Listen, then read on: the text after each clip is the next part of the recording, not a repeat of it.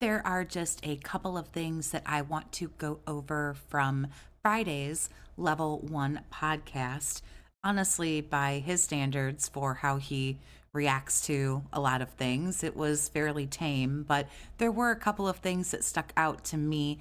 The very first part that I skipped was yet more Patreon speak, and I do have to correct an error that I made. So I briefly want to address that. So obviously this is, like I say, the podcast from Friday. So he talks about yesterday, obviously being Thursday, he took the night stream off to make the react videos or what have you for Slayer. And as I was listening, I heard him say that that tier on Patreon was still up. And I remember, because I've talked about this, because this man has talked about this for like 2 weeks. So I got nosy and headed over to Patreon, and all I saw were the $5, $10, and $20.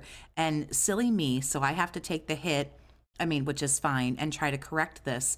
He says here, again, I skipped over it because it was fairly boring, but he says that $50 for the private react video is still up. And I was going to grab a screen capture, but I don't really feel like it's all that serious. But the $50, if you still want to pledge $50, you supposedly he will still make a react video.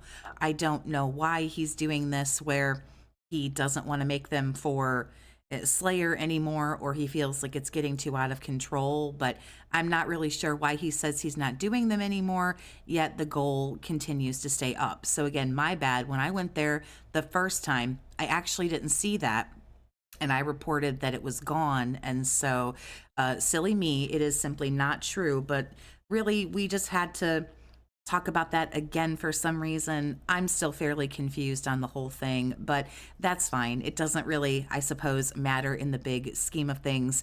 He then immediately goes on to, I guess, also Thursday, since he only did one stream, he went to go do the daily wrap or whatever, and someone tipped him and it hit the goal and everything like that. So this is actually where I want to start the video and hear what he has to say about that. I don't find it particularly interesting, the whole segment, except for one specific line that he says. I'm not gonna lie, I had to use the bathroom right away after eating that sandwich. I don't know if it was that pepper relish or whatever, but I had to run to the bathroom, so I did. So I used the bathroom, and then as I came back and I was about to film the daily wrap, there was an email in my inbox. I had received a $35 anonymous tip. Not even a name attached or a message. It was just a $35 anonymous tip. And I was like, well then, awesome. That's great, and we'll count it towards the goal. We hit 72 out of 80. Now, the funny part about it was I went ahead and I recorded the daily wrap, and I explained, hey, this is why we're counting it towards the goals or whatever. This is awesome. These morons out there are actually saying that I made it up. Oh, the tip wasn't real. Okay, now listen to me. I really, at this point, they are so desperate to say that something that I said is a lie, even though no one fucking cares anyway. But they're so desperate to. So there it is right there. I don't know if the tip was fake. I don't find it particularly interesting whether he does fake tip himself or he doesn't. But the line right there, why would I make it up even though nobody cares if I did? I just find that a particularly interesting thing to say. Normally, if you didn't do something, you would just say, I didn't do it, not I didn't do it, even though, if I did, nobody would care. Again, I don't honestly really see why anybody cares, but that's fine. Just because I don't find this interesting, who the fuck am I? That's totally fine. I couldn't care less, what he does with any of that. But I just found that to be, like I say, interesting, like how he kind of slides it in there to almost kind of like set the standard of, well, even if I did lie, nobody cares. Whatever. Anyway, so that's coming up. I'm excited. Let's get some support going. So far, we got a tip from Slayer, right? Let's get some stuff going. If you're on YouTube, super chats, super stickers, memberships, and gifted memberships, let's get them rolling. On the kick side, let's get some subs and gifted subs today. I've noticed the last day, big slowdown there on both of those. Okay, we actually got a good amount of tips yesterday, but everything else was very, very slow. All right. I appreciate the like half-hearted attempt, I guess, at some enthusiasm. I can get it. I can appreciate it. I think he at least kind of sort of tried there, but of course we can't get too far into this video without the begs and reminding you of the 17 different ways of support. Here we go. Let's get some support, shall we? And of course, tips as well are always well appreciated via PayPal, and anyone could do that because that's a third-party deal. Okay. Speaking of which, I received a $4.20 tip. Let's see here. Let's see what this person has to say. Oh my goodness. So, $4.20 tip. This takes so Not long. the biggest one of the day, but let's get that added to Ooh, make sure to shit on you real quick there. Well, not the biggest one of the day. our total here. So this person says, I want to say thank you for your streams. You helped me get through hard days at work. Seriously, Phil, thank you. Do you have tips on dealing with trolls? I'm having a hard time on X dealing with them right now. You know, on X, it's kind of weird. Like, you know, for me, I opened up all my... Oh, yeah, he goes into this long-winded rant about how he doesn't care about trolls. I swear to God, the part I want is coming up. Pinnacle Steve, if you're going to sit here and complain before I've even played Marvel Rivals, I'm going to recommend that you don't show up for Marvel Rivals and you just stop with your whining. Seriously. Guy's already complaining. So, I have not seen the Blood of the Dawn Walker trailer, Eska. I know it exists. I saw about it on social media, but no one really talked to me about it or asked me about it, so I don't know about it. No. And this brings up one of the points that I want to talk about because he says this, you know, a couple of times and talks about, you know, he got a super chat. And no, I don't know this game. And if you guys are going to super chat me and ask if I know the games, he says, pretty much just assume that I don't know the game.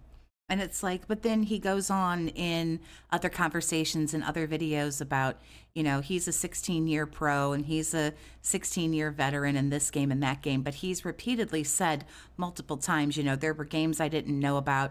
There were whole franchises I didn't know about. And I certainly would not expect this man to know everything about everything. But 9 times out of 10, if somebody suggests something to him, you would have think that he would have at least, you know, heard of it. I don't know, 16 years is certainly a long time. And it just seems like for someone who continues to talk about, you know, being, you know, this gamer and it's their passion and it's their this and that. And every time someone, you know, suggests something, I know he's not big into indie stuff and everything like that, but, you know, he sleeps on a lot of really good, you know, indie games. And that's just something that is interesting to me. I don't know if he sleeps on them because he just doesn't like them or because they, you know, they don't make him any money. I'm not sure what it is, but a couple times he just says these little one-liners that I find interesting throughout this whole podcast that just, you kind of look at him and go, do you even really like video games anymore? And then he tells this guy, he's super shitty to this dude about, well, if you're not going to like it, you know, just don't even show up. And now here again, we're right back to when you talk to people that way and you treat people that way and you come off extremely aggressive and then you wonder where everybody went or why people turn on you or what have you. Well, this would be it right here because you say, well, you know what, if you're already going to start your bitching, why don't you just shut the fuck up and then don't watch? And it's like, well, a lot of people are voting to not watch. I guess it doesn't bother him. Yeah, tag me on Kicker YouTube. Let me know what you want to chat about, and let's do some open discussion for the rest of the show. So, of course, we go into Q&A because this was super dull, and he didn't really have a whole lot to talk about. He's talked at this point for, I don't know, you know, a little while here, maybe about an hour or so. And it's like, if you don't have anything else to say, I don't understand why we don't start the game now. Again, this goes back to, are you a pro gamer? Is this something that you are, you know, really passionate about and really into? Although I say I'm not sure why he doesn't start the game. And I say that kind of, it's like I do, but I don't. I understand why he doesn't start the game, but It just doesn't make very good sense to me for somebody like him who wants to, create the content. He is the one, and I'm not the only one who says, this at all, but he's the one who makes his schedule and dictates what he does and when he doesn't. And so if he gets to decide what he does, when he does it, and all that kind of stuff. I don't know why we're doing these like hour long, Q&A things, or 45 minutes, or, really anything longer than like 10 or 15 minutes. And then he just sits and just stares at the chat and waits for people to ask him questions, despite the fact he vetoes 80% of them. He either doesn't shout it out, doesn't read it, doesn't acknowledge it, or calls people a piece of shit and calls them a troll, and, acts like an ass and gets real out of order. So I'm not really sure why do this. But again, really, like I say, I speak in jest because it's, of course, he wants to skip playing the game as long as he possibly can.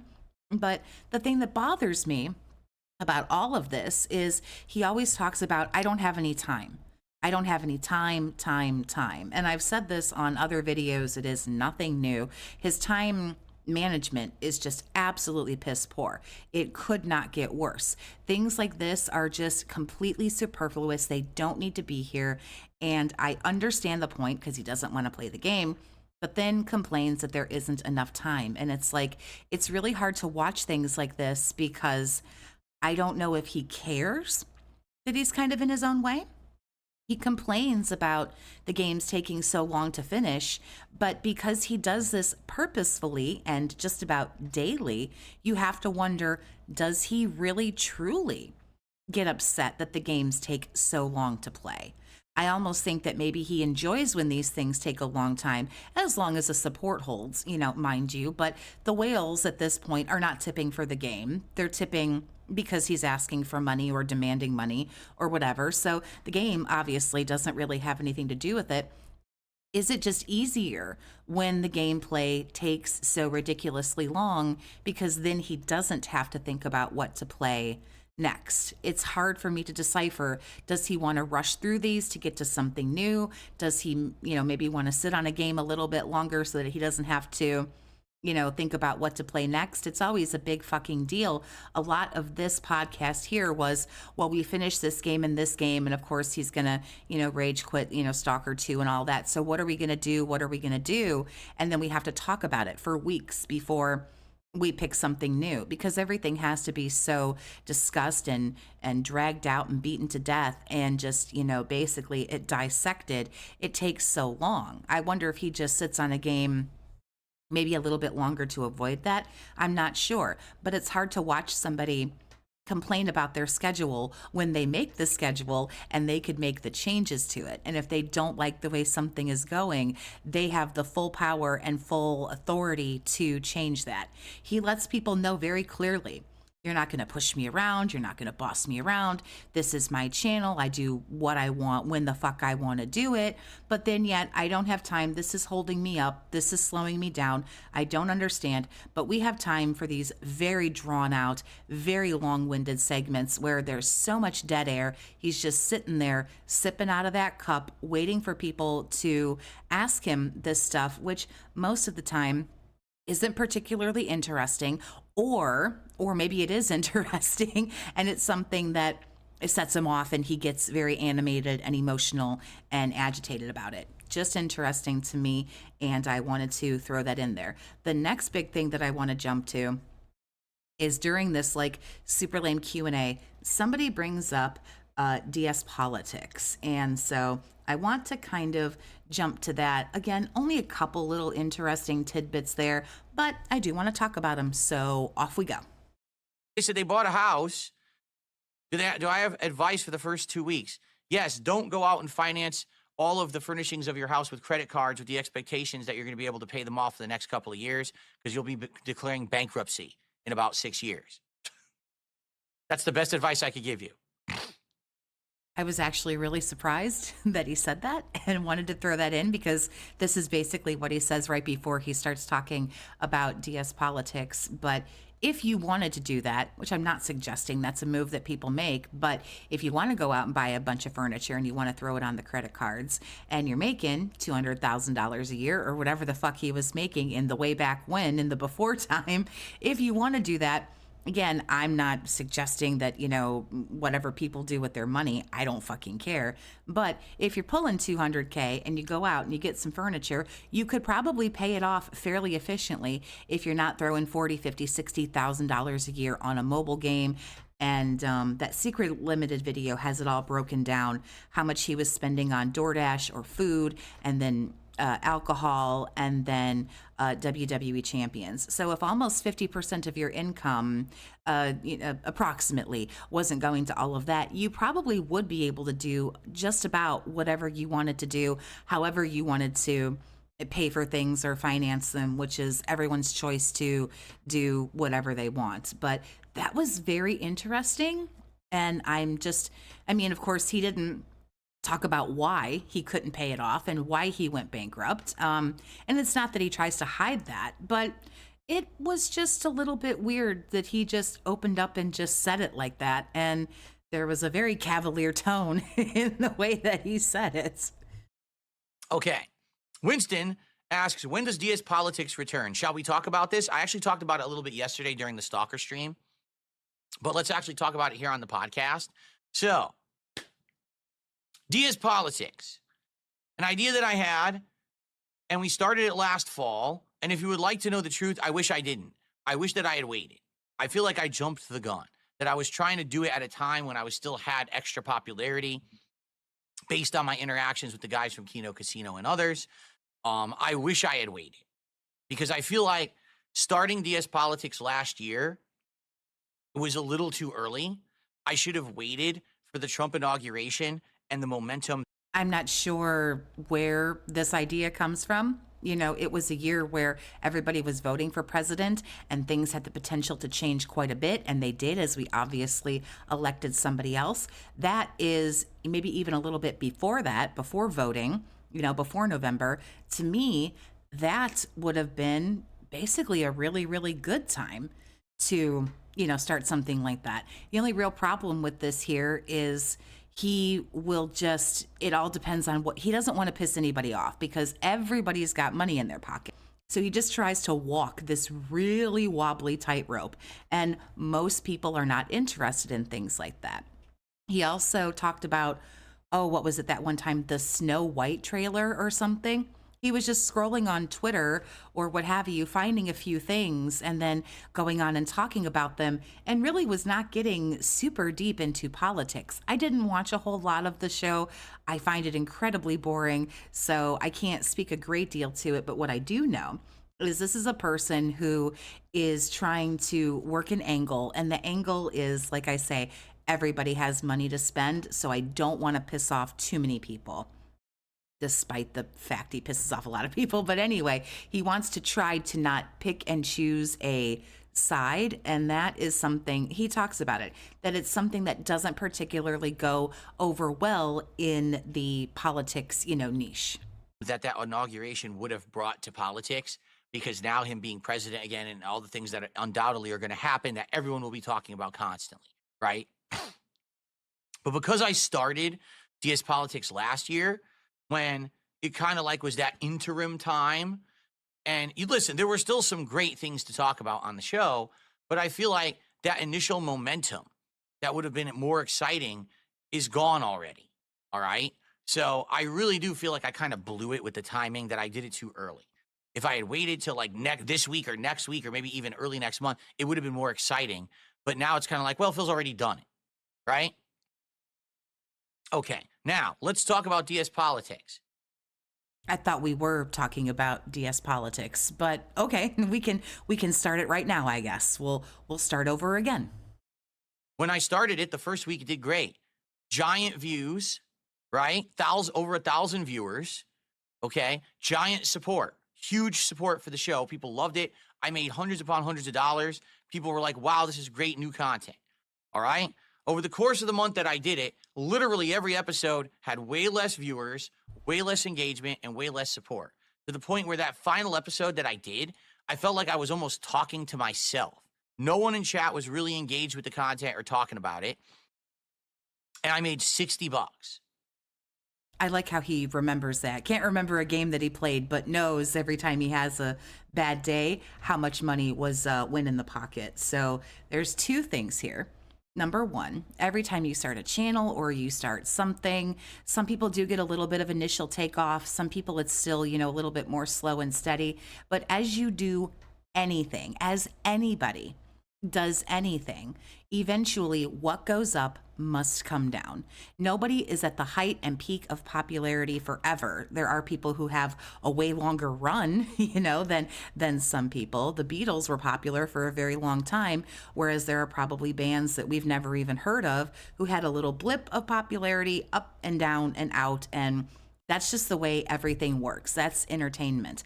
Even really big YouTubers or anything like that will have maybe some hype and then they drop off a little bit. They're not completely irrelevant. I would never say that. Some people don't become completely irrelevant, but when you have the upswing, inevitably you have the downswing. You have the ebbs and the flows. I don't know why he doesn't understand this yet, that when something is popular, or if you get to strike while the iron cuck is hot, so to speak, it isn't going to stay that way. Also, if you have very poor engagement on your channel, it's more than likely because you're not engaging. Either you're not engaging as a streamer, the host of the show, or you're not producing content that is very engaging. So it's one of those things. And also, you could pick a super popular YouTuber and maybe look at a playlist that they have. Video one will have 1 million views, okay? Video two will have 800,000 views, and it will decrease and decline. It's hard to get people to return for recurring shows or returning parts of a series. And again, even big YouTubers, again, it's not like they're not making money. It's not like they're all of a sudden irrelevant, but there is a drop off. I watch Game Grumps a lot. They're very popular, have millions of subs. They are by no means really irrelevant. But if you click on one of their playthroughs, the first video, obviously it's big, it's hype, it's brand new. Some people aren't going to like the game. They're going to go, oh, I'll give this a shot. They don't like the game. They move on to something else. Oh, I don't like the commentary. This person's annoying. I don't like this person. I don't like the way they're talking about things. I don't like the way they're playing the game, whatever it is. And whatever show, it doesn't just have to be gaming, but people will drop off and go to other things. And I just really cannot get why this is a concept that he can't grasp, or else he does, but he's just so hopeful that things will continue. I think he started, and of course it did well because there actually were people asking him to do something like that. I also think a lot of people just kind of wanted to know what his takes were on everything, but this is a person who has some of the worst takes on a lot of things that I've ever heard of, and I think a lot of people agreed with that. So I don't think he necessarily started it too quickly. I just don't think he was prepared to be rather polarized like a lot of politics are. Whether it's right or whether it's wrong, you're more than likely going to want to listen to somebody who has the same takes as you and agrees with what you have to say. And so this is just kind of, I guess, sad really to me. I make more sitting here just talking to you about nothing than I did on DSPolitics. I make more playing any video game. I would make more scratching my ass, okay? That's not necessarily true. You cried the other day that you only made $70. You said on the last politics show you made 60. There are some nights where you make 70. Okay, we're not arguing about $10 here, but it's like there are days where the gaming or just you talking doesn't go super well either. So what that tells me is that initially there was interest. People saw what the show was going to be, realized that I wasn't going to be a polarized all the way to the right or all the way to the left asshole. And because I wasn't going to be polarized, they just weren't that interested in my opinions. And then the interest immediately died. You also do an awful lot of Q&A where you answer a lot of things and you talk about your opinions. Again, the Q&A hurts you a lot more than you think it does.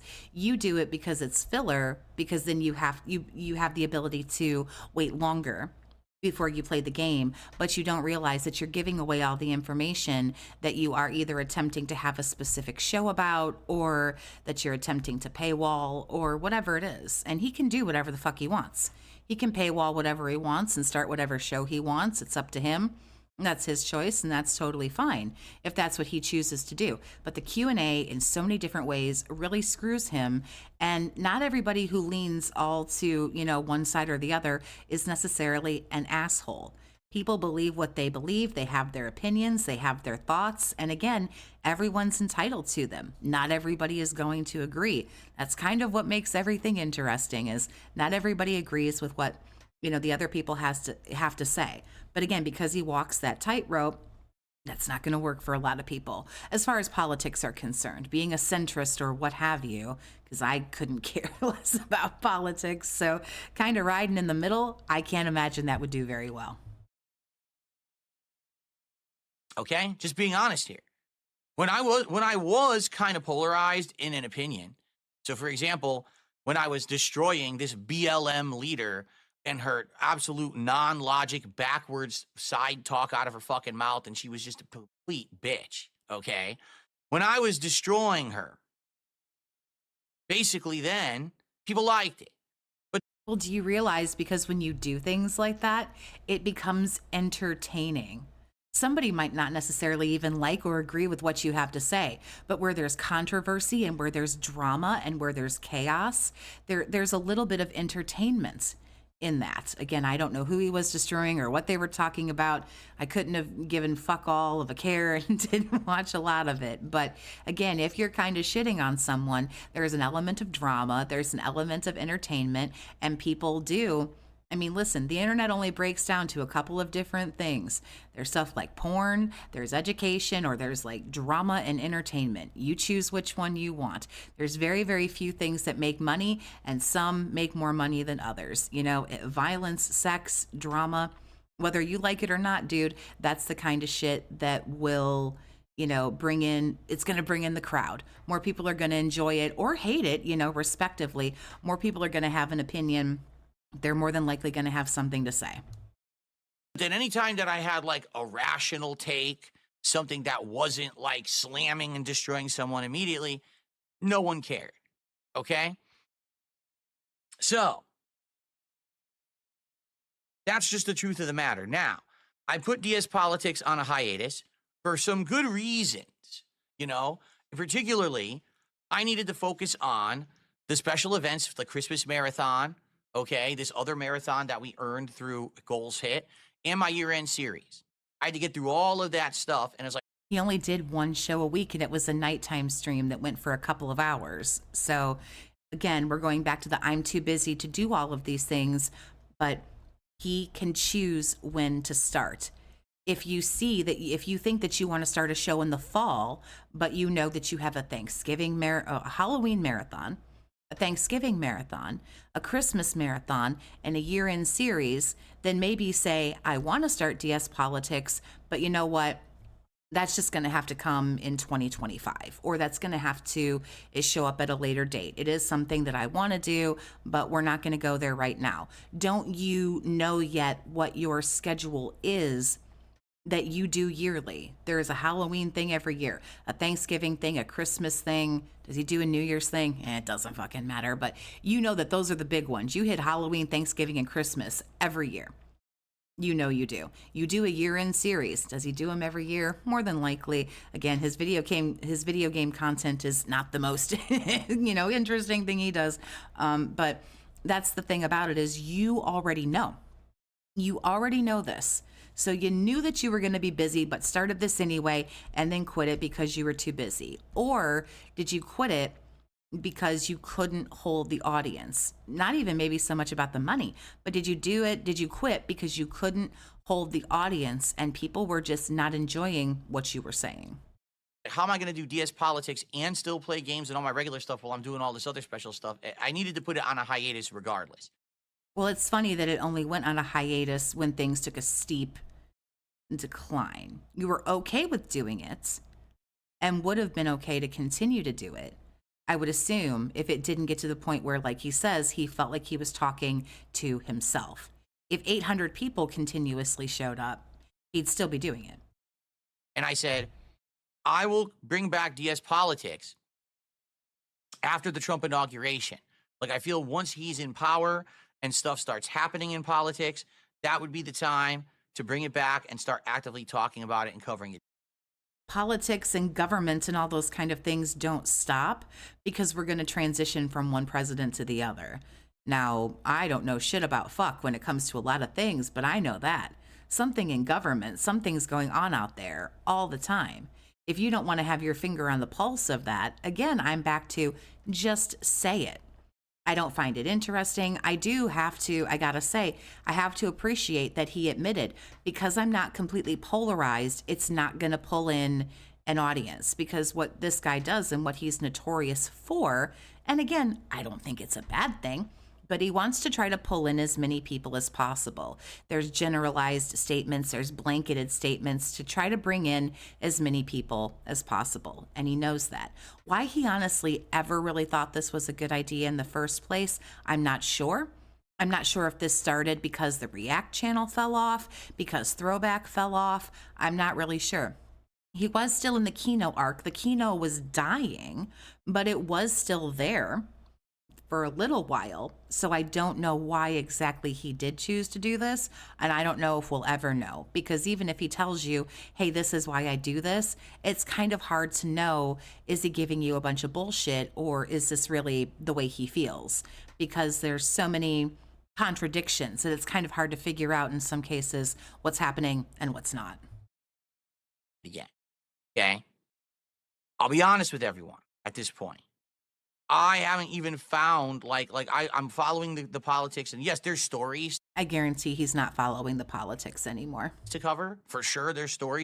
I mean, maybe he follows it in his life outside of this, but I'm certain he's not following it any more than he would normally do before he started the politics show. To cover and things happening, but But you just said things weren't happening.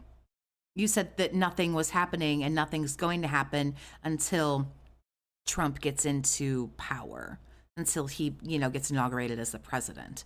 But now you just said, well, there is stuff going on, but I don't think like me covering any of these political stories is really going to be very riveting to people at this point. well, I mean, at least you're self-aware that it isn't riveting. Again, there's some self-awareness there, and that's a good thing. At least you're aware. I think people like my takes on certain things. Like, for example, yesterday, my take on the Switch 2. People enjoyed that. Couldn't be any less political, but maybe that's not necessarily the point you were trying to make. But again, if you are DSP gaming, I understand. I get the branching out. I know, I do, because you're trying to back away from the video games as much as you can. And I, do what you want to do. It's a free country. If you want to not do that anymore and talk about other stuff, that, good on you. That's all for you to do if that's what you want to do. But, when these things don't work, it's like, enough with the excuses. My take on Assassin's Creed Shadows getting delayed. My take on Atomfall. When the first Well, you are DSP gaming. Way more people are going to care about your game stuff than your politics stuff. Just saying.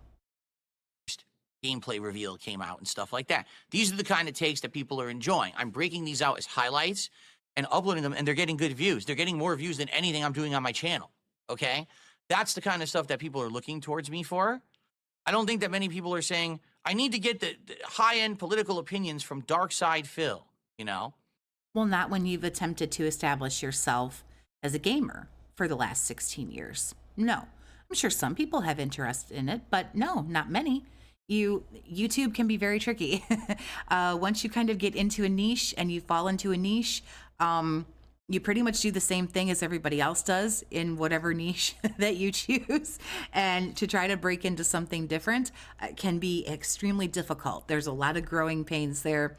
And it's, not exactly easy. Most people can't bounce around from one thing to another, but sometimes it's almost better to go and try to start doing something else than to pull people. You've cultivated this gaming audience. At the core, that's what they're here for, not to hear your takes on anything else.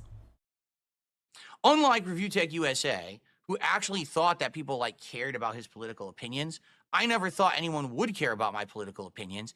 It was you guys who said I should do a politics show all this time. Wow, random shots fired at Review Tech. I don't know what the fuck that was all about. Maybe some people, again, highly presumptuous. What makes you think that nobody does care about his opinions? And you said people don't care about mine. Well, if people don't care about yours, then why did you do this?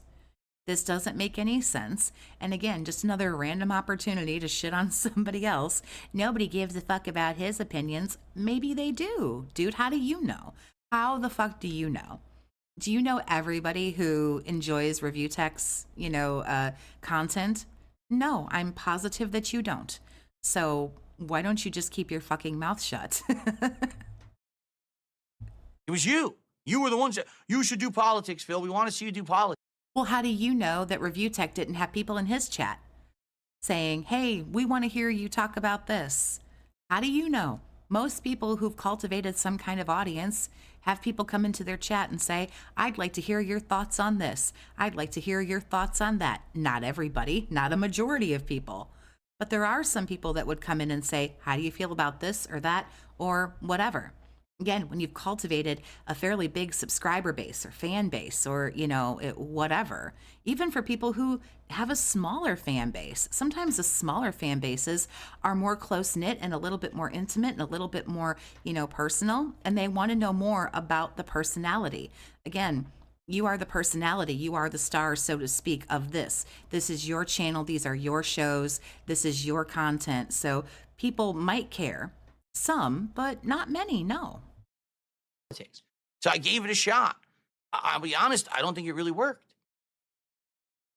I don't. We get it. I put in a lot of work because I was researching tons of stories every week to do that show, putting them together.